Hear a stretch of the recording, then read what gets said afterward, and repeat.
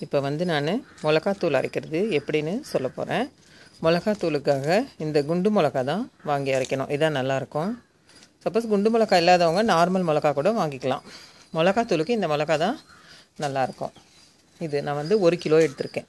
இது 1 கிலோ போட்டால் தனியா வந்து 2 கிலோ, மிளகா 1 கிலோ, தனியா 2 கிலோ அளவு போடுவோம்.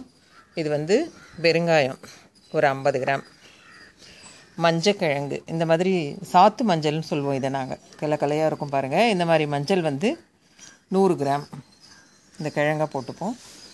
இது வந்து ஜீரகம் 100 கிராம், கடலைப்பருப்பு 100 கிராம், இது வந்து வெந்தயம் 100 கிராம், மிளகு 100 கிராம். இதெல்லாம் போட்டு நல்லா காய வச்சிடணும். 2-3 நாளைக்கு நல்லா காய வச்சுட்டு நம்ம அரைச்சின்னு வரலாம்.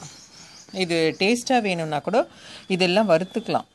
காயில் என்ன பண்ணுறது அப்படின்னு சொன்னிங்கன்னா, ஒரு கடாய் ஒன்று போட்டு ஜீரகம், கடலைப்பருப்பு, வெந்தயம், மிளகு, தனியா எல்லாமே லேசாக வறுத்துட்டு அரைச்சோம்னா இன்னும் நல்லா டேஸ்ட்டாக இருக்கும். மிளகாத்தூள் வெரி சிம்பிள் தான். மிளகாத்தூள் இந்த மாதிரி நீங்களும் ட்ரை பண்ணி பாருங்கள். என்னோடய வீடியோஸில் வர சாம்பார் மிளகாத்தூள் இதே தான். இந்த மாதிரி மெத்தடில் தான் நான் சாம்பார் காரக்குழம்பு கூட இதே தான் யூஸ் பண்ணுவேன். ஏதாச்சும் கறி மசாலா செய்கிறது கூட மிளகாத்தூள் போட்டால் இந்த மிளகாத்தூளே தான் யூஸ் பண்ணிப்பேன் நான். நாங்கள் வந்து பெருஞ்சீரகம்னு சொல்லுவாங்க, சோம்பு அதெல்லாம் போட மாட்டோம். விருப்பப்படுறவங்க அது போட்டுக்கோங்க. என்னோடய மெத்தட் வந்து இந்த மாதிரி மிளகாத்தூள் தான். மிளகாத்தூள் அரைச்சோம்னா இந்த மாதிரி தான் இருக்கும்.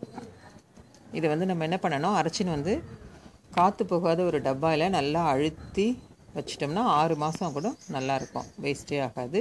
நம்ம இதை யூஸ் பண்ணும்போது கை வச்சு யூஸ் பண்ணக்கூடாது. மிளகாத்தூள் ஈரமே படக்கூடாது. அந்த டப்பாயிலேருந்து எடுக்கும்போது ஒரு கரண்டியோ ஸ்பூனோ அதில் போட்டு வச்சிடணும். அதால் எடுத்து தான் டெய்லி யூஸ் பண்ணுற டப்பாய்க்கு ட்ரான்ஸ்ஃபர் பண்ணி மிளகாத்தூள் அரைக்கணும். மிளகாத்தூள் வந்து யூஸ் பண்ணிக்கணும். அந்த மாதிரி தான் நீங்களும் இந்த மெத்தடில் ஃபாலோ பண்ணுங்கள். சாம்பார் ரொம்ப நல்லா டேஸ்ட்டாக இருக்கும். இந்த மெத்தடில் அரைச்சிங்கன்னா நீங்களும் அரைச்சி பாருங்கள்.